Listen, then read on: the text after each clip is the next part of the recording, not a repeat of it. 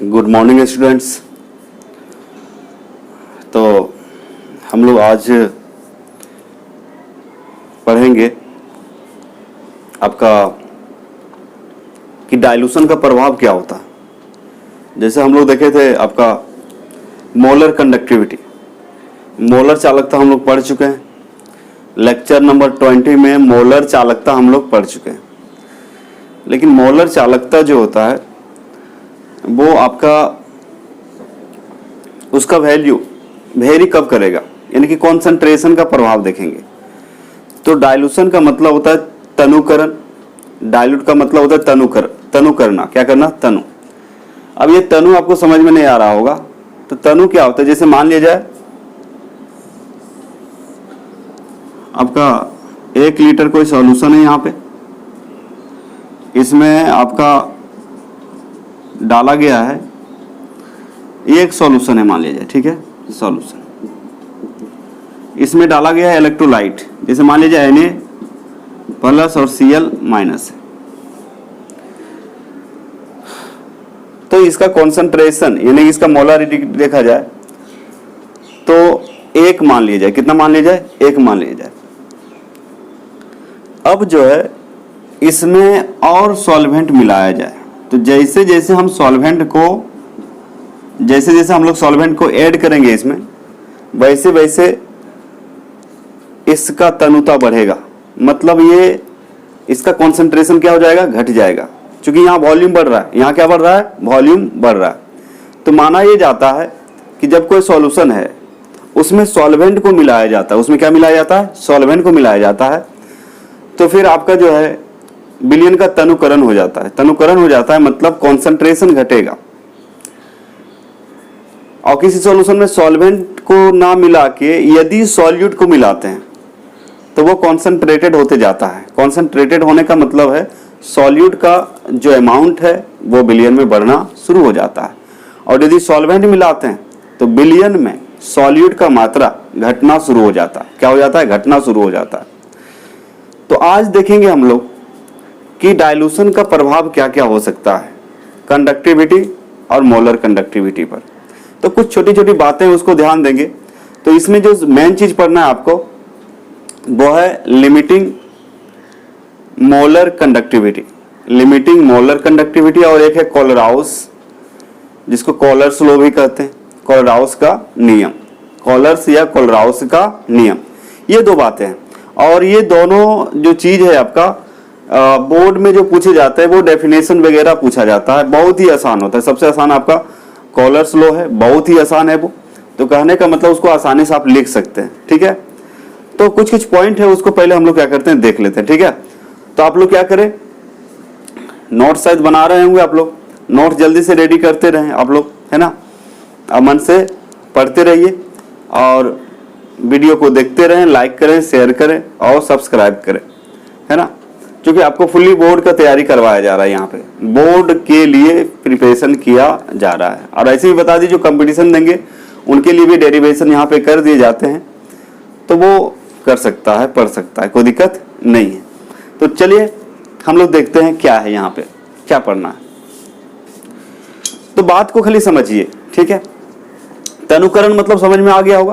कोई सॉल्यूशन है उसमें सॉल्वेंट को मिलाएंगे, क्या मिलाएंगे, सॉल्वेंट को मिलाएंगे। तो जब उसमें सॉल्वेंट मिलाएंगे तो होगा क्या, उसका डाइल्यूशन बढ़ जाएगा। तो जैसे जैसे सॉल्वेंट बढ़ाएंगे कॉन्सेंट्रेशन क्या होगा, विलयन का घटेगा।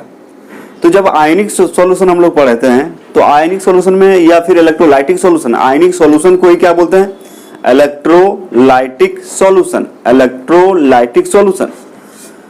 तो कहने का मतलब सॉल्यूशन में जितना ज्यादा आयंस होगा उतना ही ज्यादा फ्लो होगा। सॉल्यूशन में जितना ज्यादा आयंस होंगे उतना ज्यादा आयंस फ्लो करेगा, तो कंडक्टिविटी उतना ही ज्यादा होगा, कंडक्टिविटी उतना ही ज्यादा होगा। लेकिन यहाँ कंडीशन आता है, कुछ कुछ जो होते हैं इलेक्ट्रोलाइट स्ट्रॉन्ग होते हैं, स्ट्रॉन्ग में आ जाएगा आपका NaCl, KCl, ये सब क्या है आपका HCl, ये सब स्ट्रॉन्ग इलेक्ट्रोलाइट है। इसका dissociation, degree of dissociation, DOD जो बोलते हैं, DOD उसको होता है 100% होता है। तो उसमें जो हमें ग्राफ प्राप्त होगा, स्ट्रेट लाइन प्राप्त होगा, क्या प्राप्त होगा, डिग्री ऑफ डिसोसिएशन क्या होगा, 100% होता है। इसलिए उसमें स्ट्रेट लाइन ग्राफ प्राप्त होता है। लेकिन वीक इलेक्ट्रोलाइट, जो वीक मतलब दुर्बल इलेक्ट्रोलाइट होता है, दुर्बल वैद्युत अपघटय होता है, वो क्या होता है, जैसे acetic acid CH3COOH, CH3COOH, H2S, H2S, ये सब क्या है, वीक है। ये सब क्या है आपका वीक इलेक्ट्रोलाइट। तो कहने का मतलब इसका डिग्री ऑफ डिसोसिएशन, मतलब जब इसको सॉल्वेंट में डाला जाएगा, कहां डाला जाएगा, सॉल्वेंट में, तो ये जल्दी नहीं टूटता है, बहुत कम टूटता है, 10%, 5%, 3%, 8%, 12% ऐसे टूटता है। 100 में 100 कभी टूटता नहीं है। तो उसके लिए भी बात करेंगे, स्ट्रॉन्ग इलेक्ट्रोलाइट के लिए क्या फॉर्मूला आएगा, वीक इलेक्ट्रोलाइट के लिए क्या फॉर्मूला आएगा। तो ऑब्जेक्टिव में आपको हेल्प कर सकता है बोर्ड में, और कुछ नहीं, ठीक है। तो ध्यान से आप लोग नोट्स बनाएंगे, देखेंगे, समझेंगे, है ना। तो कुछ बातें लिखा हुआ है, तो हेडिंग जो दिया हुआ है आपका, हेडिंग आपका ये दिया हुआ है, ध्यान से समझेंगे। ये आपका हेडिंग है, बोल रहा है variation of conductivity and molar conductivity with concentration. तो आप कंडक्टिविटी बोलिए या फिर मोलर कंडक्टिविटी बोलिए, ये जो निर्भर करता है कॉन्सेंट्रेशन में, कि सॉल्यूशन में कितना अमाउंट में इलेक्ट्रोलाइट डाला गया है। क्योंकि जितना ज्यादा अमाउंट रहेगा, जितना अमाउंट रहेगा आपका इलेक्ट्रोलाइट का सॉल्यूशन में, उतना ही ज्यादा आयंस में ब्रेक होगा, और जितना ज्यादा आयंस उतना ज्यादा कंडक्टिविटी, उतना ज्यादा कंडक्टिविटी। लेकिन यहाँ पे जो मेजरमेंट किया जाता है वो 1 मिलीलीटर में, 1 मिलीलीटर में मान लीजिए 1 मोल आपका क्या डाला हुआ इलेक्ट्रोलाइट, और उस केस में निकाला जाता है कंडक्टिविटी, ठीक है। लेकिन यहाँ पे क्या करें, जब हम लोग तनुकरण करेंगे, डाइल्यूशन करेंगे, तो होगा क्या कि यहाँ पे तो वॉल्यूम बढ़ जाता है ना। तो जब वॉल्यूम बढ़ जाता है तो यहाँ पे मोलर कंडक्टिविटी बढ़ जाएगा, मोलर कंडक्टिविटी क्या हो जाएगा, बढ़ जाएगा। अब देखिए यहाँ पे क्या है, जो लिखा हुआ उसको देख लीजिए, है ना, नोट कर लेंगे सब। Variation of conductivity and molar conductivity with concentration. Variation का मतलब होता है बदलना, परिवर्तन, यानी कि सांद्रता के साथ चालकता एवं मोलर चालकता में परिवर्तन। सांद्रता, कॉन्सेंट्रेशन, सांद्रता के साथ चालकता एवं मोलर चालकता में परिवर्तन। तो सांद्रता किस पर डिपेंड करता है, डाइल्यूशन पर, है ना। तो कहने का मतलब यहां इसलिए लिखे effect of dilution, effect of dilution मतलब तनुकरण के प्रभाव। इफेक्ट ऑफ डाइल्यूशन का मतलब क्या होता है, तनुकरण के प्रभाव होता है। तो बोल रहा है when electrolytic solution is diluted then concentration of electrolyte decreases. सही बात है, जब इलेक्ट्रोलाइटिक सॉल्यूशन को तनु किया जाता है, जब वैद्युत अपघटय विलयन को तनु किया जाएगा, तो इलेक्ट्रोलाइट का जो कंसंट्रेशन है डिक्रीज कर जाएगा, क्योंकि वॉल्यूम बढ़ रहा है। उसके साथ साथ इलेक्ट्रोलाइट थोड़ी बढ़ा रहे हैं। जैसे कि कोई भी सॉल्यूशन है, जैसे मान लीजिए बाइनरी सॉल्यूशन की बात करें तो पानी और नमक मिला रहे हैं, पानी और नमक मिला रहे हैं। तो यदि पानी को हम मिलाते रहें, मिलाते जाएं, तो नमक का जो कॉन्सेंट्रेशन होगा क्या हो जाएगा, घट जाएगा। क्या हो जाएगा, घट जाएगा। तो नमक यहाँ क्या है, इलेक्ट्रोलाइट। तो when electrolytic solution is diluted then concentration of electrolyte decreases. जब वैद्युत अपघटनी विलयन को तनु किया जाता है तब वैद्युत अपघटय की सांद्रता घटती है। नॉर्मल सी बात है, एक्सपेरिमेंट की बात है, ज्यादा टेंशन लेने की जरूरत नहीं। तो याद रखिएगा कि जब वैद्युत अपघटनी विलयन को तनु किया जाता है तो तब क्या होता है, वैद्युत अपघटय की सांद्रता घट जाती है, यानी कॉन्सेंट्रेशन डिक्रीज करेगा, वॉल्यूम चूंकि बढ़ रहा है। फिर बोल रहा है दूसरा पॉइंट याद रखेंगे। दूसरा पॉइंट में क्या है आपका, सेकेंड पॉइंट। तो पॉइंट करके लिख दिए ताकि आपको क्या है, याद करने में सुविधा हो। तो ये था आपका फर्स्ट पॉइंट, पता चला डाइल्यूशन का प्रभाव। ये है दूसरा प्रभाव, यहां पे तीसरा बताया गया है, ठीक है। तो फिर क्या बोल रहा है, conductivity always decreases with decrease in concentration both for weak and strong electrolyte. यहां वीक एंड स्ट्रॉन्ग इलेक्ट्रोलाइट, तो स्ट्रॉन्ग इलेक्ट्रोलाइट का मतलब है जिसका, याद रखिएगा, जिसका डिग्री ऑफ डिसोसिएशन 100% होता है। कहने का मतलब जितना इलेक्ट्रोलाइट डालेंगे टोटल, जैसे 1 मोल आपका इलेक्ट्रोलाइट डाला गया है किसी सॉल्वेंट में, तो पूरा 1 मोल ब्रेक कर जाएगा, वो टूट जाएगा आयंस में, तक बोलेंगे उसको स्ट्रॉन्ग। वीक इलेक्ट्रोलाइट होता है जिसको सॉल्वेंट में डालेंगे, जब हम लोग वाटर में डिजोल्व करेंगे तो वो 100% में ब्रेक नहीं करेगा, 5%, 10%, 12%, 20% तक क्या करेगा, आयंस में बदलेगा, बाकी जैसे का तैसे ही रह जाएगा। तो उसको क्या बोलेंगे, वीक इलेक्ट्रोलाइट। वीक मतलब दुर्बल, वीक मतलब दुर्बल, जो सॉल्वेंट में डालने के बाद 100% आयन नहीं देता है, उसको क्या बोलिएगा, वीक इलेक्ट्रोलाइट। क्या बोल रहा है, conductivity always decreases with decrease in concentration both for weak and strong electrolyte. दुर्बल एवं प्रबल दोनों प्रकार के वैद्युत अपघटनों की सांद्रता घटाने पर चालकता हमेशा घटती है, चालकता हमेशा घटती है। तो कॉन्सेंट्रेशन कब घटेगा, जब हम लोग सॉल्वेंट को ऐड करेंगे, जब उसमें सॉल्वेंट डाला जाएगा। जैसे मान लीजिए एक इलेक्ट्रोलाइटिक सॉल्यूशन है, इसमें सॉल्वेंट डाल रहे हैं, तो यहाँ पे क्या हो जाएगा, NaCl का कॉन्सेंट्रेशन घटते जाएगा, NaCl का कॉन्सेंट्रेशन घटते जाएगा। जैसे कभी कभी एक एक्सपेरिमेंट आप देखे होंगे, मान लीजिए 1 लीटर पानी है, उसमें आप 250 ग्राम या 200 ग्राम चीनी डालें, मीठा लग रहा है, बहुत अच्छा मीठा लग रहा है। अब क्या करेंगे, फिर से क्या करेंगे, आधा लीटर पानी डाल देंगे उसमें, फिर से आधा लीटर डाल देंगे, तो मीठापन क्या होगा, घटते जाएगा। क्यों, क्योंकि कॉन्सेंट्रेशन घटने लगता है, किसका, चीनी का, शुगर का घटने लगेगा। वही बात है। तो ये एक बात, दूसरा बात ध्यान में रखेंगे, सबसे पहले जब सॉल्यूशन को डाइल्यूट किया जाता है तो कॉन्सेंट्रेशन घटता है, लेकिन कॉन्सेंट्रेशन घटने के साथ वॉल्यूम क्या होता है, बढ़ जाता है। कॉन्सेंट्रेशन घटने के साथ वॉल्यूम, आयतन क्या होगा, बढ़ेगा। दूसरा कंडीशन, चाहे वो वीक इलेक्ट्रोलाइट हो, दूसरा याद रखेंगे, चाहे वो वीक इलेक्ट्रोलाइट हो या फिर स्ट्रॉन्ग इलेक्ट्रोलाइट हो, दोनों किस पर निर्भर करता है, उसका चालकता जो है आपका कॉन्सेंट्रेशन पर निर्भर करता है। किस पर करता है, कॉन्सेंट्रेशन। तो conductivity always decreases with decrease in concentration. Concentration को घटाएंगे तो चालकता घटेगा, कॉन्सेंट्रेशन को बढ़ाएंगे तो चालकता बढ़ेगा। मतलब यहां बोल सकते हैं कि जो कंडक्टिविटी होता है वो डायरेक्टली प्रोपोर्शनल टू होता है, कंडक्टिविटी डायरेक्टली प्रोपोर्शनल टू होता है कॉन्सेंट्रेशन।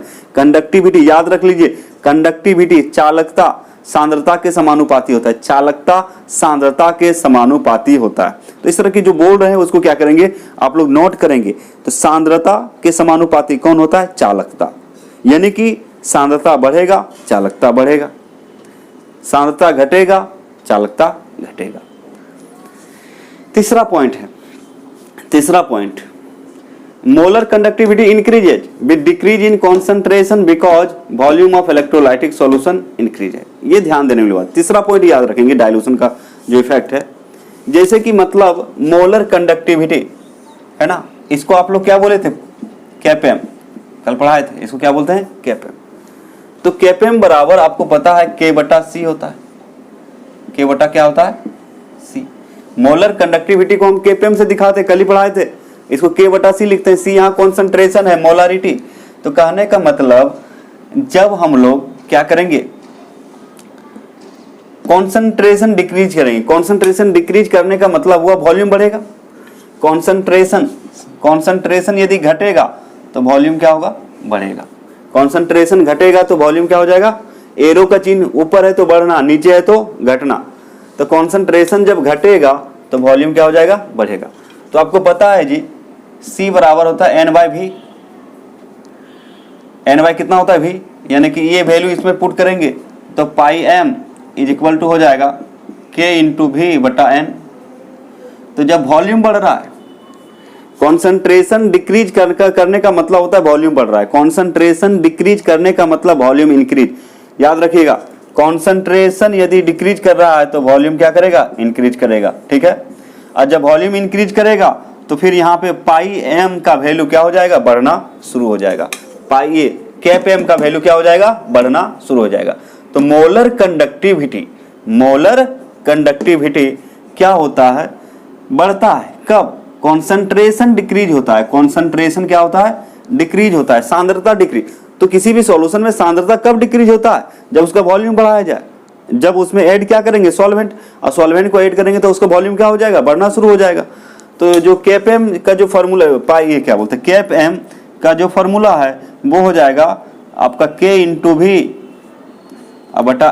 N क्या है, तो ये तो नहीं बढ़ रहा है, नंबर्स ऑफ मोल तो नहीं बढ़ रहा है आपका, लेकिन कौन बढ़ रहा है, वॉल्यूम बढ़ रहा है। तो वॉल्यूम बढ़ रहा है तो πm क्या हो जाएगा, बढ़ जाएगा। तो याद रहेगा, molar conductivity increases with decrease in concentration because volume of electrolytic solution increases. क्योंकि जब कॉन्सेंट्रेशन को डिक्रीज, याद रखिएगा, दिमाग में बैठा लें, मतलब होता क्या है कि यदि कॉन्सेंट्रेशन डिक्रीज कर रहा है, किसी सॉल्यूशन का कॉन्सेंट्रेशन डिक्रीज कर रहा है तो उसका वॉल्यूम इंक्रीज करेगा। वॉल्यूम क्या करेगा? इंक्रीज। क्योंकि कॉन्सेंट्रेशन कब डिक्रीज करता है? जब उसमें सॉल्वेंट को ऐड करेंगे। जब सॉल्वेंट को ऐड करेंगे मतलब बार बार पानी मिलाएंगे, बार बार पानी मिलाएंगे। लेकिन हम लोग इलेक्ट्रोलाइट को तो नहीं बढ़ा रहे ना। तो कहने का मतलब जब कॉन्सेंट्रेशन डिक्रीज करेगा, याद रखिएगा, जब कॉन्सेंट्रेशन डिक्रीज करेगा तो आपका मोलर कंडक्टिविटी इंक्रीज करेगा। लेकिन यहां पे देखिए, जब यहां कॉन्सेंट्रेशन डिक्रीज करेगा, जब यहां मतलब चालकता पर क्या प्रभाव पड़ता है कि जब कॉन्सेंट्रेशन को हम लोग डिक्रीज करेंगे तो आपका चाहे वीक इलेक्ट्रोलाइट हो या फिर स्ट्रॉन्ग हो, दोनों के लिए कंडक्टिविटी क्या हो जाएगा? हमेशा घटेगा। कंडक्टिविटी हमेशा घटेगा। लेकिन मोलर कंडक्टिविटी क्या हो जाएगा? बढ़ जाएगा। मोलर कंडक्टिविटी बढ़ जाएगा। तो कॉन्सेंट्रेशन डिक्रीज, कंडक्टिविटी डिक्रीज। तो एक शॉर्टकट आप याद रख सकते हैं इस तरह से।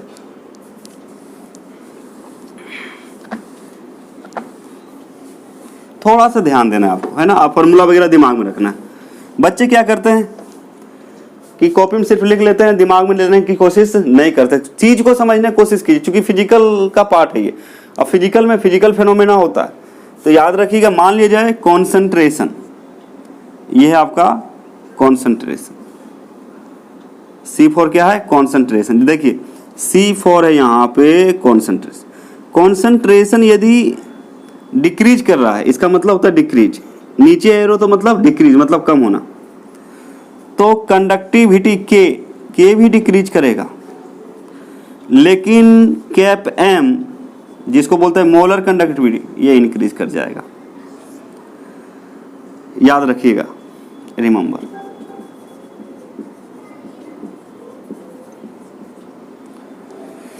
Concentration decrease, conductivity decrease. Concentration decrease, नीचे एरो है मतलब घटना, नीचे एरो है का मतलब डिक्रीज। देखिए नीचे एरो है, यदि नीचे है तो इसको हम लोग डिक्रीज पढ़ेंगे। क्या पढ़िएगा? डिक्रीज। याद रखने के लिए, यदि एरो ऊपर है इसका मतलब होता है इंक्रीज। याद रहेगा, कॉन्सेंट्रेशन डिक्रीज, कंडक्टिविटी डिक्रीज। लेकिन आपका जो है कैप M, जिसको बोलते हैं मोलर कंडक्टिविटी, क्या बोलते हैं? Molar conductivity increase. इतना याद रख सकते हैं। तो ये किसका प्रभाव है? डाइल्यूशन का। किसका प्रभाव है? डाइल्यूशन का। इसलिए क्या लिख दिया? Effect of dilution. तो यदि आपको कभी कभी पूछ दे कि इफेक्ट ऑफ डाइल्यूशन जो है कैसे प्रभावित करता है चालकता और मोलर चालकता को, तो ऐसे बताइएगा कि कॉन्सेंट्रेशन जब घटेगा तो कंडक्टिविटी घट जाता है, लेकिन आपका मोलर कंडक्टिविटी बढ़ जाता है। क्यों बढ़ जाता है? आपको बताया कि वॉल्यूम बढ़ जाता है। क्यों बढ़ जाता है? यहाँ लिखा हुआ है साफ साफ, सांद्रता घटने के साथ मोलर चालकता बढ़ती है, क्योंकि वैद्युत अपघटनीय विलयन के आयतन बढ़ जाता है। आयतन क्या होता है? बढ़ जाता है। आगे समझ में? तो ठीक है, इसका फटाफट क्या करें आप लोग, तुरंत जितना जल्दी हो सके इसका स्क्रीनशॉट लें, है ना। उम्मीद करते हैं समझ में आ गया होगा। नहीं समझे होंगे तो आप कमेंट करेंगे। साफ शब्दों में लिख दिया गया है, कोई यहाँ पे दो मत नहीं है, समझा भी दिया गया है आपको। तो चलिए इसका क्या करेंगे, फटाफट आप लोग जल्दी से इसका स्क्रीनशॉट ले लें।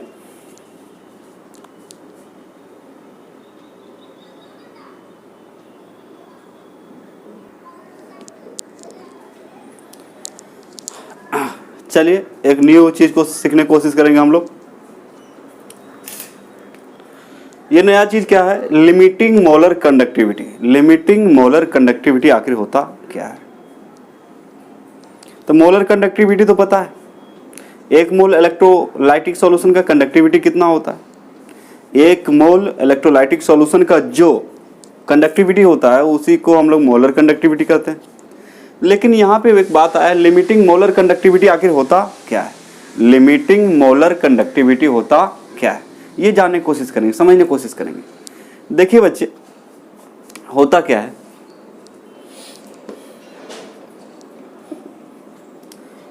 कॉन्सेंट्रेशन डिक्रीज करने के बाद आपका ये जो है मोलर कंडक्टिविटी इंक्रीज करता है। अभी अभी देखे थे कि कॉन्सेंट्रेशन यदि डिक्रीज करेगा तो इलेक्ट्रोलाइट घटेगा। तो इलेक्ट्रोलाइट कब घटेगा? जब उसमें पानी डालेंगे। जैसे मान लिया जाए, समझिए एक कंटेनर है ना, इसमें मान लिया KCl है। क्या है? KCl, K+Cl- है, मिला हुआ है, ठीक है। अब होगा क्या, इसका कॉन्सेंट्रेशन को कम करना है, KCl का कॉन्सेंट्रेशन इस सॉल्यूशन में कम करना है, इसका सांद्रता को कम करना है। तो क्या करना पड़ेगा आपको? सॉल्वेंट को ऐड करना पड़ेगा, इसमें सॉल्वेंट बढ़ाना पड़ेगा। सॉल्वेंट इसमें क्या करेंगे? ऐड करेंगे, बढ़ाएंगे, लेकिन बढ़ते जाएगा बढ़ते जाएगा। तो जैसे जैसे सॉल्वेंट बढ़ाएंगे इसका कॉन्सेंट्रेशन डिक्रीज करेगा। तो जैसे जैसे कॉन्सेंट्रेशन डिक्रीज करेगा तो πm मोलर चालकता का वैल्यू क्या हो जाएगा? बढ़ेगा। लेकिन मान लीजिए हम चाहेंगे कॉन्सेंट्रेशन 0 कर दें। कॉन्सेंट्रेशन कितना कर दें? 0। तो कॉन्सेंट्रेशन एक्चुअली 0 नहीं होता है, लेकिन ऐसा होता है कि जैसे जैसे सॉल्वेंट को बढ़ाएंगे, जैसे जैसे, कहने का मतलब इसका वॉल्यूम क्या हो जाएगा? Concentration decrease. तो याद रखिएगा, V फॉर वॉल्यूम लिख रहे हैं। तो एक चीज़ और ध्यान में रखेंगे कि यदि कॉन्सेंट्रेशन डिक्रीज कर रहा है तो वॉल्यूम इंक्रीज करेगा। वॉल्यूम इंक्रीज करेगा तो कैप एम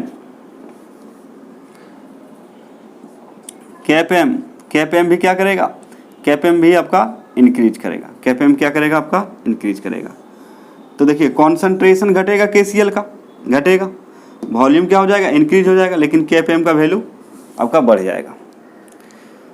तो यहाँ पे कॉन्सेंट्रेशन लगभग जीरो होने लगता है, मतलब कि आपका मोलर कंडक्टिविटी में कोई परिवर्तन नहीं होने लगेगा।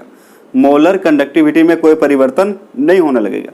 तो जिस पॉइंट पर आपका मोलर कंडक्टिविटी में कोई परिवर्तन नहीं होने लगेगा, कांस्टेंट हो जाएगा। क्या हो जाएगा? कांस्टेंट हो जाएगा। तो उसी को हम लोग बोल दिए हैं यहाँ पे, इसको इनफाइनाइट डाइल्यूशन बोलते हैं, या इसी का हम लोग बोल रहे हैं क्या चीज़? आपका limiting molar conductivity. Limiting molar conductivity. तो इसको याद रखिए, कॉन्सेंट्रेशन डिक्रीज, वॉल्यूम इंक्रीज, और कैपएम क्या करेगा? इंक्रीज करेगा। इसको इनफाइनाइट डाइल्यूशन भी कहा जाता है। जैसे एक उदाहरण से और समझिए आप कि कब माना जाएगा।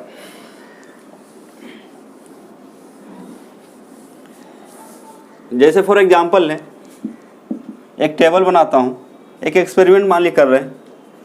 जैसे एक वॉल्यूम लेंगे, V फॉर क्या है यहाँ पे? वॉल्यूम। वॉल्यूम है आपका मिलीलीटर में, किस में है? मिलीलीटर में। और ये आपका KPM है। हमें आपका लिमिटिंग, या फिर इसी को हम कैसे लिखते हैं? इसी को आप लिख सकते हैं KPM 0। KPM 0 का मतलब यहाँ पे है कि कॉन्सेंट्रेशन लगभग क्या होने लगता है? 0 होने लगता है। क्या होने लगता है? 0 होने लगता है। इस सिंबल का मतलब है कि डाइल्यूशन इतना बढ़ा देंगे कि कॉन्सेंट्रेशन, इलेक्ट्रोलाइट का जो कॉन्सेंट्रेशन है लगभग क्या होने लगेगा? 0 होने लगेगा। क्या लगेगा? 0। तो ये सबसे डरना नहीं है आपको, इसको डरना नहीं है। ये KPM ही है। क्या है? KPM ही है, जिसको हम लोग बोलते हैं लिमिटिंग मोलर कंडक्टिविटी। अब देखिए, मान लीजिए इसका वैल्यू 1 है। कितना मिलीलीटर है? मान लीजिए 1 मिलीलीटर है, 1 ml है। तो इसका मोलर कंडक्टिविटी मान लीजिए 0.1 है, ठीक है। फिर 2 ml लेंगे। क्या लेंगे? 2 ml लेंगे। तो मान लीजिए इसका हो गया 0.2। फिर तीसरा एक्सपेरिमेंट में 3 ml लेंगे, तो 0.3 हो गया। फिर लेंगे 4 ml, तो मान लीजिए 0.4 हो गया। 5 ml ले रहे हैं, 5 ml भी ले रहे हैं, तो मान लीजिए 0.4 ही आ रहा है। 6 ml भी ले रहे हैं। अब इसके आगे जब बढ़ा रहे हैं तो ये वैल्यू आपका इतना ही आ रहा है। इसका यूनिट क्या होता है? Unit siemens into centimetre square into mole inverse, कल बताए थे। तो कहने का मतलब है, यहाँ पे समझिए, जैसे जैसे वॉल्यूम बढ़ रहा है KPM का वैल्यू क्या हो रहा है? बढ़ रहा है। लेकिन यहाँ आने के बाद 4 ml पर आने के बाद इनफाइनाइट डाइल्यूशन समझा रहे हैं। इनफाइनाइट का मतलब पूरा समुद्र का पानी नहीं डाल रहे हैं यहाँ पे, ठीक है। तो समझने की कोशिश करें। एक्सपेरिमेंटली ये देखा गया है कि जैसे 4 ml में आया तो 0.4 आया मान लीजिए। अब 5 ml फिर से 1 ml बढ़ा है तो 5 ml हुआ तो 0.4 ही आ रहा है। 6 ml दिए तो 0.4 ही आ रहा है। 7 देंगे 0.4 आएगा, 8 देंगे 0.4 आएगा। तो यहाँ से 4 ml से ये वैल्यू में चेंजिंग बंद हो गया। ये वैल्यू क्या हो गया? चेंज बंद हो गया। तो ये जो वैल्यू है आपका 0.4 जो वैल्यू आया है ये कांस्टेंट हो गया, इसमें कोई चेंजिंग नहीं हो रहा है। तो इस वैल्यू को इस पॉइंट पर जो होगा चालकता उसको बोलेंगे हम लोग लिमिटिंग मोलर चालकता। इसी को हम लोग कैसे लिख सकते हैं? KFM0। तो इस पॉइंट पर इसको बोला गया है limiting molar conductivity. Limiting molar कहने का मतलब जो हम लोग डाइल्यूशन कर रहे हैं वो एक पॉइंट पर आने के बाद मोलर कंडक्टिविटी में कोई परिवर्तन नहीं होगा, कोई चेंजिंग नहीं होगा। मतलब यहाँ पे कंडक्टिविटी का जो वैल्यू है मोलर कंडक्टिविटी का वो कांस्टेंट हो जाएगा, चाहे आप कितना भी मिला लें, आप कितना भी वॉल्यूम को बढ़ा लें, है ना, इसमें कोई परिवर्तन नहीं होता है। तो जिस पॉइंट पर आपका कांस्टेंट हो जाता है, चेंजिंग बंद हो जाता है, तो कहाँ से हो गया बंद? 4 ml पर हो गया। तो कहने का मतलब इस पॉइंट का जो मोलर कंडक्टिविटी होगा, इस पॉइंट का यानी कि 0.4 जो है ये क्या कहलाएगा? Limiting molar conductivity. क्या कहलाएगा? Limiting molar conductivity. मतलब ये वैल्यू जो है क्या कहलाएगा? आपका EM0 और ये 2 बिंदु दिया गया है। मतलब इससे आपको डरना नहीं, ये सब वैल्यू इससे डरना नहीं। इसी को हम KFM बोल रहे हैं, KFM0 बोल रहे हैं। क्या बोल रहे हैं? KFM0। इसको बोलते हैं लिमिटिंग मोलर कंडक्टिविटी। ठीक है, कोई दिक्कत नहीं होना चाहिए, है ना। अब चलिए समझते हैं, अब इसको समझते हैं। इसी को यहाँ लिखा गया है लिमिटिंग मोलर कंडक्टिविटी, LMC। क्या बोल सकते हैं शॉर्ट में? LMC, सीमांत मोलर चालकता। तो एक पढ़े थे चालकता, फिर पढ़े मोलर चालकता, और अब पढ़ रहे सीमांत मोलर चालकता। अब मान लीजिए इसको पूछ दे बोर्ड में कि what do you mean by limiting molar conductivity, 2 marks. What is limiting molar conductivity, LMC, सीमांत मोलर चालकता क्या है? तो समझिए, when concentration approaches 0 the molar conductivity is known as limiting molar conductivity. तो 0 किस केस में कहा जा रहा है? कि जब 4 ml पहुंचे तो यहाँ पे कंडक्टिविटी में कोई चेंजिंग नहीं आ रहा है, कोई चेंजिंग नहीं आ रहा है। और जब कोई चेंजिंग ही नहीं आ रहा है तो क्या माना जाएगा? कॉन्सेंट्रेशन 0 हो गया लगभग। क्या हो गया? कॉन्सेंट्रेशन 0 हो गया। जब चेंजिंग ही नहीं आ रहा है तो क्या बोलेंगे? कॉन्सेंट्रेशन जो है इलेक्ट्रोलाइट का अब लगभग 0 हो गया है। समझ में आ रहा है बात? लगभग 0 हो गया, इसलिए इसको बोला गया है लिमिटिंग मोलर कंडक्टिविटी। यानी कि आप बोल रहे हैं व्हेन कॉन्सेंट्रेशन अप्रोचेज 0, अप्रोचेज मतलब धीरे धीरे पहुंच जाना। Molar conductivity is known as limiting molar conductivity and represented by EM0 या KFM0। इसको ऐसे भी दिखा सकते हैं, ऐसे कोई दिक्कत नहीं। तो समझ में आ रहा है? तो 0 कहने का मतलब 0 नहीं, 0 कहने का मतलब क्या होता है? कंडक्टिविटी में चेंजिंग बंद हो जाता है। कंडक्टिविटी में चेंजिंग जब बंद हो गया तो क्या समझेंगे? मतलब कॉन्सेंट्रेशन लगभग 0 हो गया। जब कंडक्टिविटी में कोई बदलाव आ ही नहीं रहा है तो क्या सोचेंगे कि कॉन्सेंट्रेशन 0 हो गया है। तो इसीलिए यहीं से परिभाषा आया है, यहाँ से, इस पॉइंट से। When concentration approaches 0, when concentration, याद रखना है, when concentration approaches 0 the molar conductivity is known as limiting molar conductivity and represented by EM0 और KFM0। आप इसको ऐसे भी दिखा सकते हैं, ऐसे भी। तो ऐसा लिखा रहेगा तो आप समझ जाइए क्या है लिमिटिंग मोलर कंडक्टिविटी। समझ में आ गया होगा? तो क्या बोल रहा है कि जब सांद्रता 0 की ओर पहुंचने लगती है, जब सांद्रता 0 की ओर पहुंचने लगती है। 0 यहाँ पे क्यों बोला गया बच्चे? 0 की ओर, चूंकि यहाँ पे अब जो है इधर देख रहे हैं वैल्यू जो है मोलर कंडक्टिविटी के वैल्यू में कोई चेंजिंग नहीं आ रहा है। तो कंडक्टिविटी में जब कोई मोलर कंडक्टिविटी में कोई चेंजिंग नहीं आ रहा है तो क्या सोचेंगे कि अब लगभग 0 हो गया होगा सांद्रता। तो वही बोल रहा है कि जब सांद्रता 0 की ओर पहुंचने लगती है तब मोलर चालकता सीमांत मोलर चालकता कहलाती है एवं इसे EM0 या KFM0 से निरूपित किया जाता है। तो ये निरूपण है, इसे डरना नहीं। इस तरह के बिंदी वाला देखते हैं तो हम लोग क्या डर गए, बाप रे क्या है? नहीं, कुछ नहीं है, उच्च नहीं है, केपएम नॉट भी बोल सकते हैं। क्या बोल सकते हैं? केपएम नॉट ऑफ बोल सकते हैं। ठीक है बच्चे, तो चलिए इसका फटाफट क्या करें, स्क्रीनशॉट लें, आगे बताते हैं।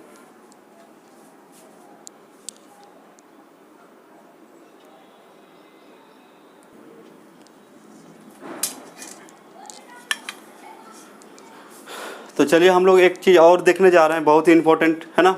एक नोट में आपको लिखा है, नोट का मतलब होता है ध्यान दें, क्या होता है? तो फॉर स्ट्रॉन्ग इलेक्ट्रोलाइट, क्या लिखा हुआ है? स्ट्रॉन्ग मतलब समझ रहे हैं? स्ट्रॉन्ग इलेक्ट्रोलाइट का मतलब होता है, स्ट्रॉन्ग इलेक्ट्रोलाइट लें हम लोग, स्ट्रॉन्ग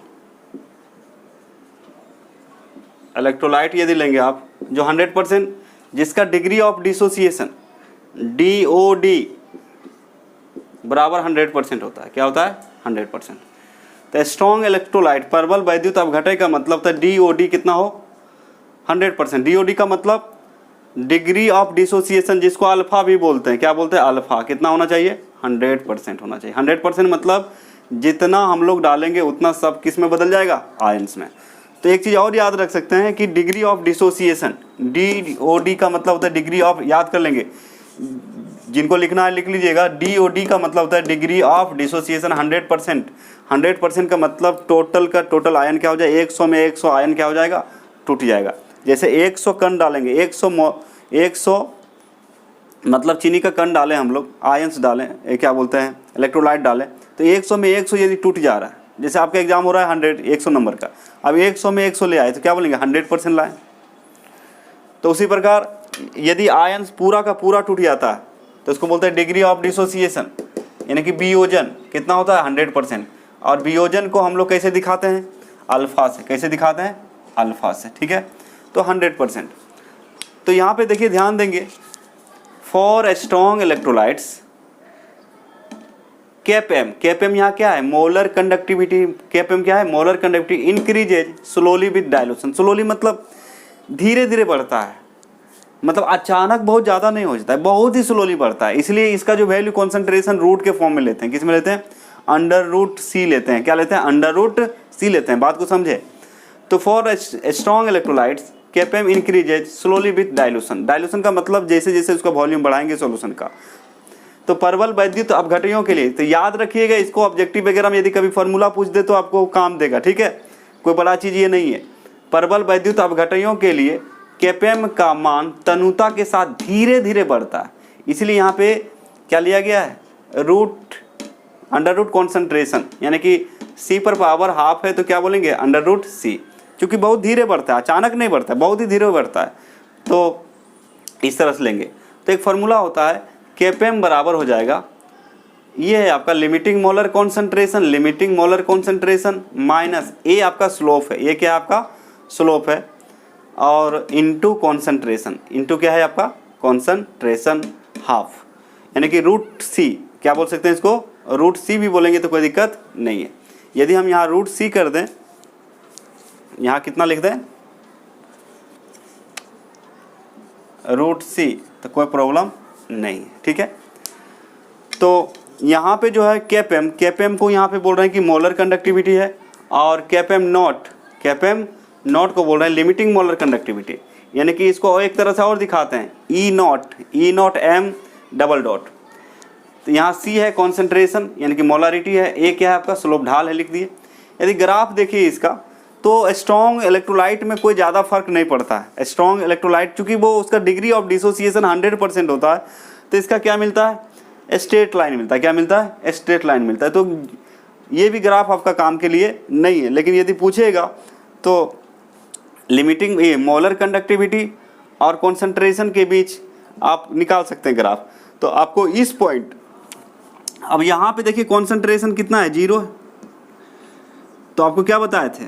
ग्राफ से इसलिए समझा रहे हैं क्योंकि जब कॉन्सेंट्रेशन 0 हो जाता है, जब कॉन्सेंट्रेशन क्या लगभग क्या होता है? 0 होने लगता है, उस समय का जो कंडक्टिविटी है, उस समय का कंडक्टिविटी है। तो मान लीजिए 0, ये लाइन कहाँ पे काट रहा है? इस लाइन पे, यहाँ पे काट रहा है, और यहाँ पे कॉन्सेंट्रेशन क्या होगा? 0 होगा। तो इस पॉइंट का जो कंडक्टिविटी होगा उसको बोलेंगे लिमिटिंग मोलर कंडक्टिविटी। क्या बोलेंगे? Limiting molar conductivity. ग्राफ से समझिए कि मान लीजिए इस पॉइंट पर कॉन्सेंट्रेशन कितना हो गया? 0।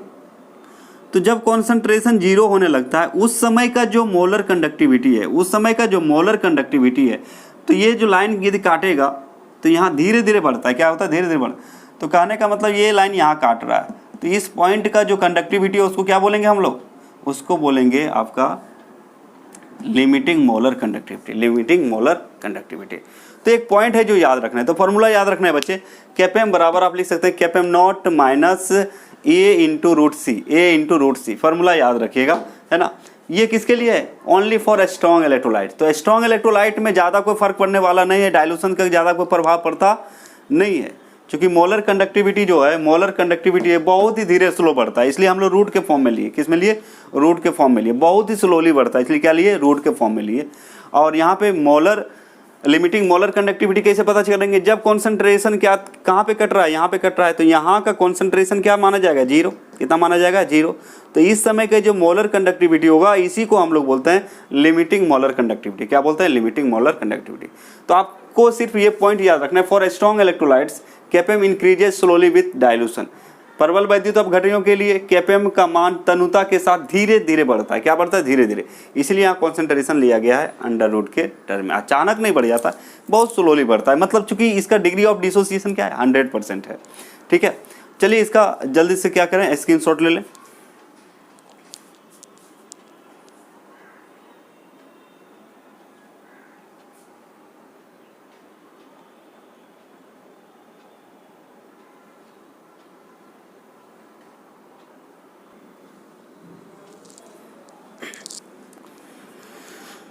चलिए आइए, ये आपके लिए इंपॉर्टेंट है, collar house.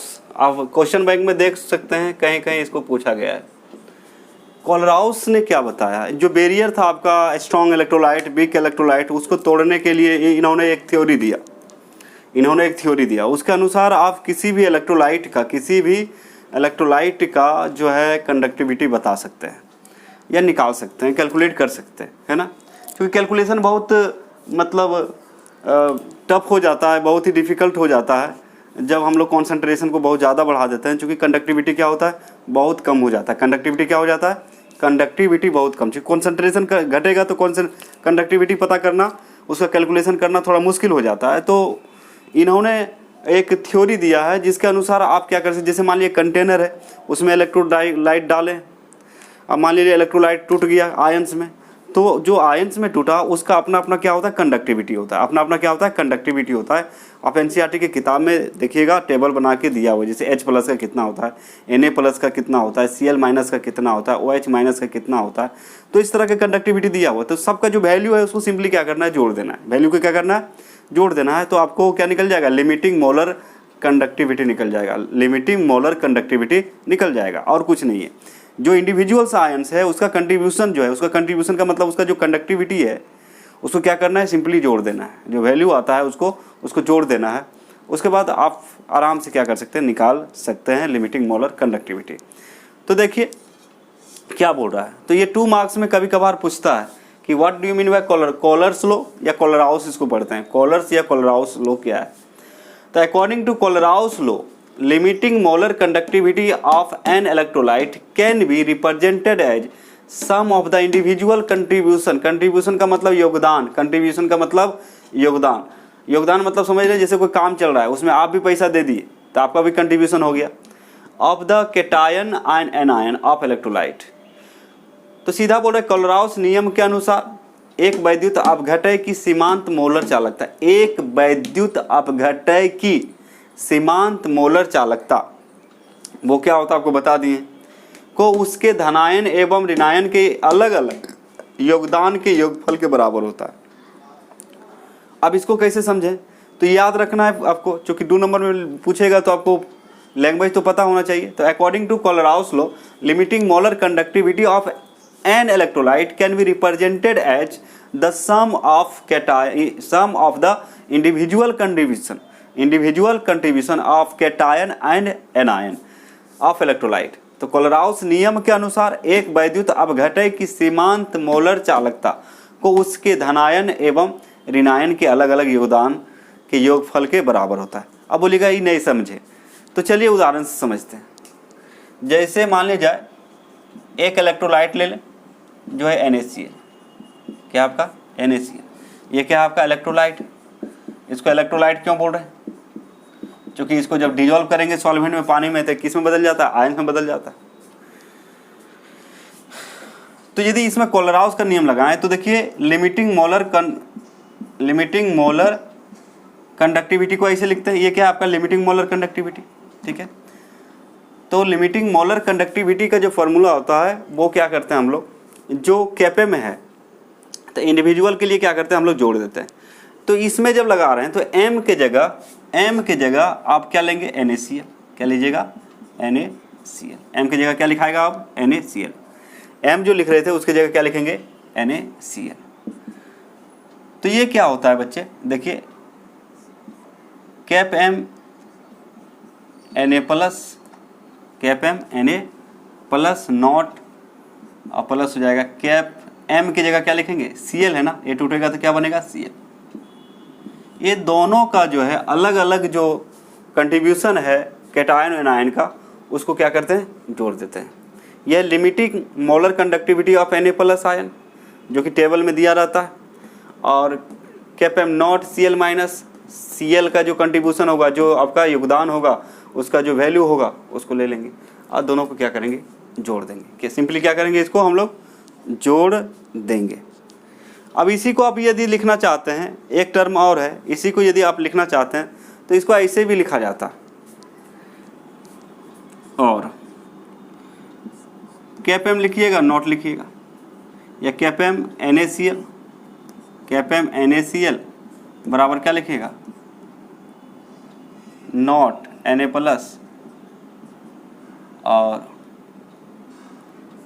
Cap not Cl minus, ऐसे भी लिख सकते हैं। या कोई बुक में रहता है आपका, और क्या कर सकते हैं, या फिर इसी को लिख सकते हैं। ध्यान देंगे, कोई बुक ऐसे लिखता है इसको, जैसे EM नॉट डबल डॉट है,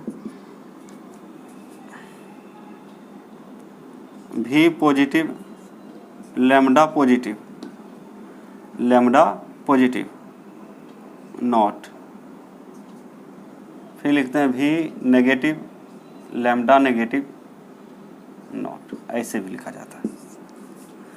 तो अलग अलग तरीका लिख से मतलब इसको डिनोट किया जा रहा है, लेकिन आपको टेंशन लेने की जरूरत नहीं है। मतलब इसका मतलब क्या है? कैटायन, इसका मतलब एनायन। V प्लस मतलब पॉजिटिव, V माइनस मतलब नेगेटिव। V प्लस मतलब पॉजिटिव, तो जो इंडिविजुअल्स आयंस हैं उसका जो कंडक्टिविटी होता है ना, उसको क्या करेंगे? सिंपली जोड़ देंगे। उसको क्या करेंगे? सिंपली जोड़ देंगे, तो कैलकुलेशन आसान हो जाता है। तो इस तरह से ये क्या है आपका कोलराउस। तो कोलराउस का जब नियम पूछेगा तो कुछ नहीं करना है आपको, ये लैंग्वेज लिखना है, और लैंग्वेज लिखने के बाद एक फार्मूला आपको कोई, जैसे KCl भी ले सकते थे, HCl भी ले सकते थे, और लिख के इस तरह से आपको दिखा देता है। ये क्या है? लिमिटिंग मोलर ये क्या है? Limiting molar conductivity of NaCl। तो कैसे निकालेंगे? इसका जो वैल्यू होगा, इसका वैल्यू जो होगा, दोनों को क्या करेंगे? हम लोग जोड़ देंगे। सिंपली क्या करेंगे? जोड़ देंगे। तो बहुत ही आसान है बच्चे, याद रखिएगा इसको, है ना। चलिए इसका जल्दी से फटाफट क्या करें? स्क्रीनशॉट लें।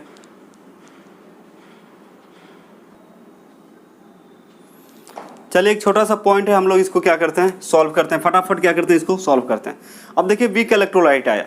वीक इलेक्ट्रोलाइट क्या होता है बच्चे? जैसे मान लीजिए ये आपका लिक्विड है, इसे मान लिया एसिटिक एसिड CH3COOH डाल दिए, तो इसका जो ब्रेक करेगा, तो ये ब्रेक करेगा तो बनेगा CH3COO माइनस और H प्लस।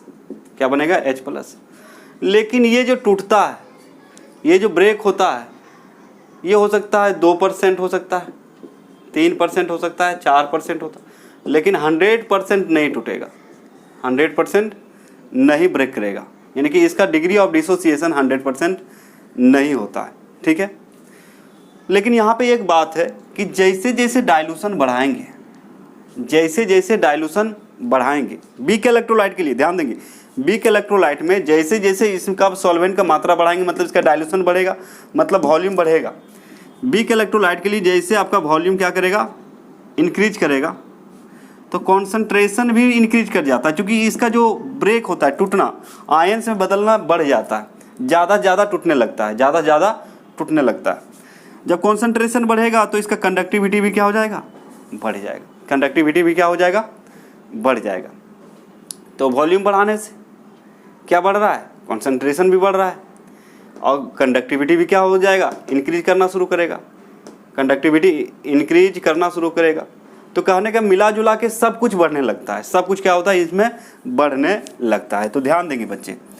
तो ये वीक इलेक्ट्रोलाइट के लिए, वीक इलेक्ट्रोलाइट का डाइल्यूशन जब बढ़ाएंगे, वीक इलेक्ट्रोलाइट का जब डाइल्यूशन बढ़ाएंगे, जब डाइल्यूशन क्या करेंगे, इंक्रीज करेंगे, तो कॉन्सेंट्रेशन भी क्या हो जाएगा, इंक्रीज करेगा। और सिंपल बात है, कॉन्सेंट्रेशन इंक्रीज करेगा तो कंडक्टिविटी भी क्या हो जाएगा, इंक्रीज कर जाएगा। तो अभी हम लोग बात कर रहे हैं आपका वीक इलेक्ट्रोलाइट का। किसका कर रहे हैं, वीक इलेक्ट्रोलाइट। वीक का मतलब होता है कमजोर, यानी कि दुर्बल वैद्युत अपघटय के लिए, जो 100% आयन में टूटता नहीं है। लेकिन जब जैसे डाइल्यूशन करेंगे, डाइल्यूशन जब करेंगे तो कॉन्सेंट्रेशन भी बढ़ रहा है, वॉल्यूम भी बढ़ रहा है, यानी कि सब कुछ इंक्रीज करना शुरू हो जाता है ना। तो अब हम देख रहे हैं यहाँ पे फॉर वीक इलेक्ट्रोलाइट के लिए, ठीक है। तो वीक इलेक्ट्रोलाइट वेरी लेस होता है, वेरी लेस, बहुत ही कम होता है, बहुत कम होता है। अल्फा को बोलते हैं हम लोग degree of dissociation, DOD, degree of dissociation बोलते हैं, ठीक है।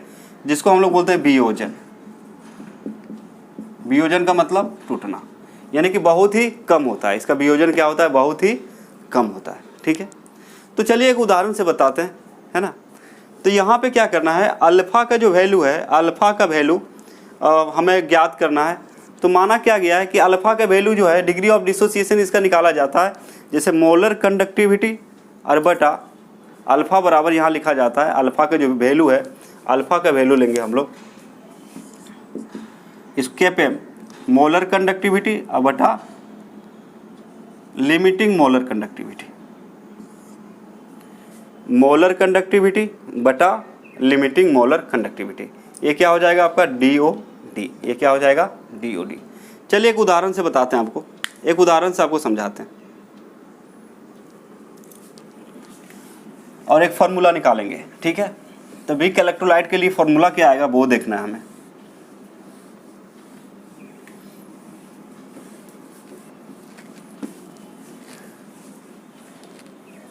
चलिए जैसे एक एग्जांपल के द्वारा एक फार्मूला निकाल के आपको बताते हैं, है ना, तो समझेंगे। यानी कि हम लोग निकालना है, यदि मान लिया जाए हमें, यदि Ka कहीं वैल्यू आए, Ka, इसको बोलते हैं डिसोसिएशन कांस्टेंट। क्या बोलते हैं इसको, डिसोसिएशन कांस्टेंट। वीक इलेक्ट्रोलाइट के लिए डिसोसिएशन कांस्टेंट हम लोग खोजने जा रहे हैं, डिसोसिएशन कांस्टेंट निकालने की कोशिश करेंगे अभी। डिसोसिएशन कांस्टेंट का मतलब होता है वियोजन स्थिरांक, वियोजन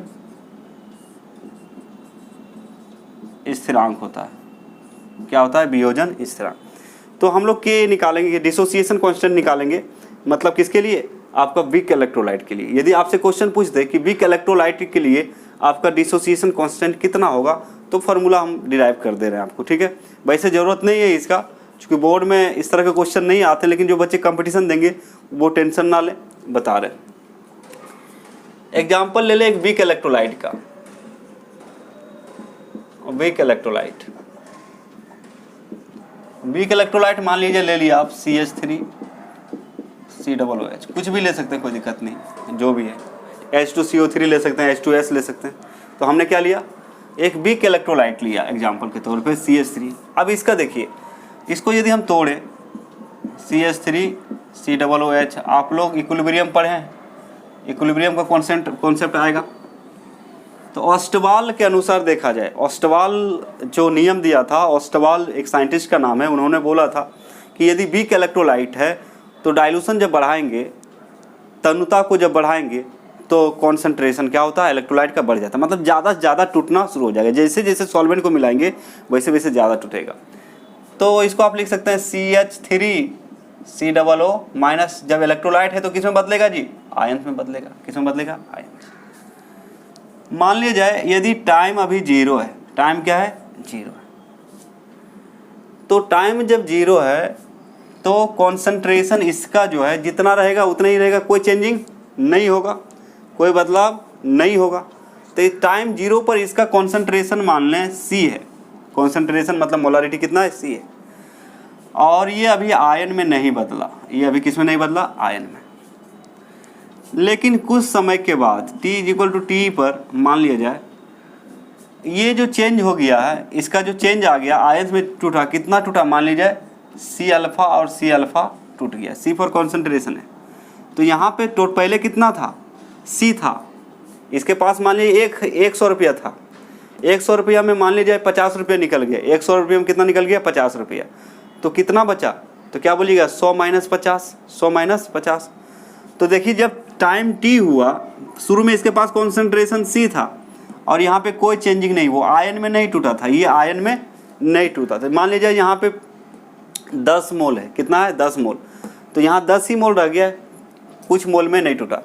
अब 10 मोल कुछ समय जब गुजरा तो मान लीजिए 10 मोल में से 5 मोल टूट गया, 5 मोल किस में टूट गया, आयन में।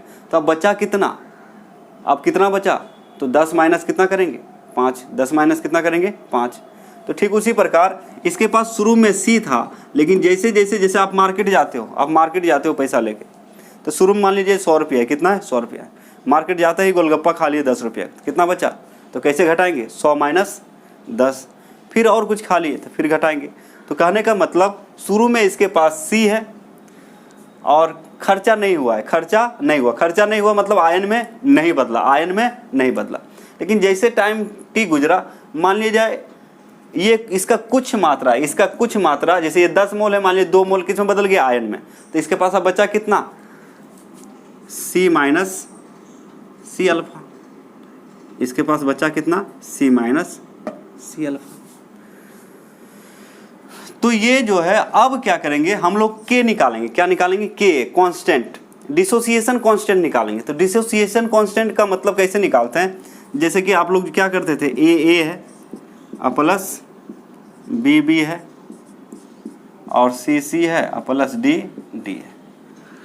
तो पहले प्रोडक्ट का लेते हैं कॉन्सेंट्रेशन, उसके बाद किसका लेते हैं, आपका रिएक्टेंट का। ये हो गया रिएक्टेंट, ये हो गया प्रोडक्ट। तो मान लीजिए K निकालते थे, तो K बराबर क्या लिखते थे, पहले लिखेंगे हम लोग, पहले क्या लिखेंगे, आपका ये वैल्यू लिखते थे, concentration of C, concentration of D अब बटा concentration of A into concentration of B, ऐसे लिखते थे। तो कहने का मतलब उसी तरह से यही चीज़ यहाँ पे अप्लाई होगा। तो इस पे तो नहीं होगा, चूँकि इसमें कोई चेंजिंग आया नहीं, तो किस में होगा, इसमें। इसको ध्यान से देखिए,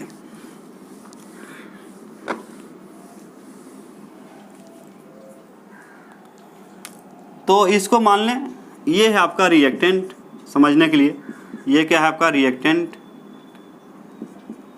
और ये है आपका प्रोडक्ट, ठीक है, ये है आपका प्रोडक्ट। तो पहले कॉन्सेंट्रेशन, मान लिया K निकाल रहे हैं, K को क्या बताए, डिसोसिएशन कांस्टेंट।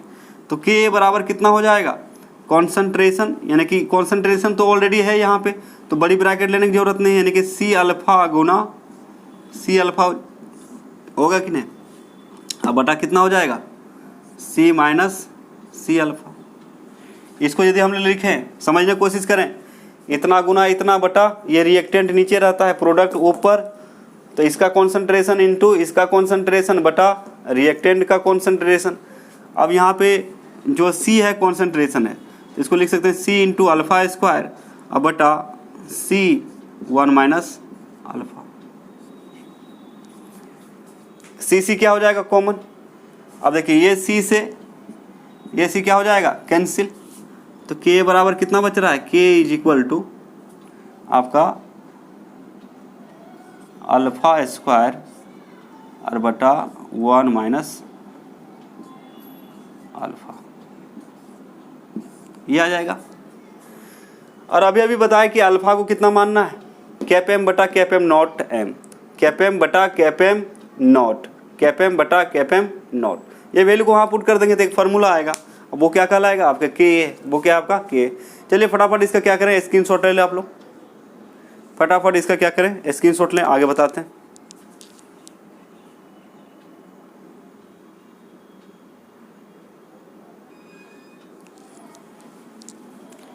चलिए इसको इक्वेशन 1 मान लें। क्या मान लें? 1। तो अभी वैल्यू बताए थे आपको कि के ए यदि लिखना है तो आप लिख सकते हैं कैप एम बटा कैप एम नॉट। वैल्यू तो आपको पता है इसको क्या बोलते हैं। कैप एम क्या है यहाँ पे? Molar conductivity. पहले दिखा देते हैं, याद करवा देते हैं। यह है मोलर कंडक्टिविटी और कैप एम नॉट जो है आपका यह है लिमिटिंग मोलर कंडक्टिविटी। आ रहा है समझ में? इसी को हम लोग क्या लिखे थे? इसी को हम लोग कभी कभी क्या लिखते हैं? ई एम नॉट डबल बिंदी। दोनों क्या है? सेमी चीज़ें। दोनों क्या है? सेमी चीज़ें। ठीक है, तो याद रखिएगा। चलें, from equation 1, from equation first, equation 1 को देखिए, वैल्यू को पुट करते चलिए। के ए बराबर अल्फा का वैल्यू कितना है? कैप एम बटा कैप एम नॉट, यानी कि इसको आप लिख सकते हैं कैप एम का स्क्वायर अब बटा कैप एम नॉट का स्क्वायर। कैप एम का स्क्वायर अब बटा कैप एम नॉट का स्क्वायर। ठीक है, कैप एम नॉट का स्क्वायर, ये हो गया इसका वैल्यू किसका? आपका अल्फा स्क्वायर का। और फिर क्या लिखा हुआ? 1 माइनस अल्फा, यानी कि कैप एम बटा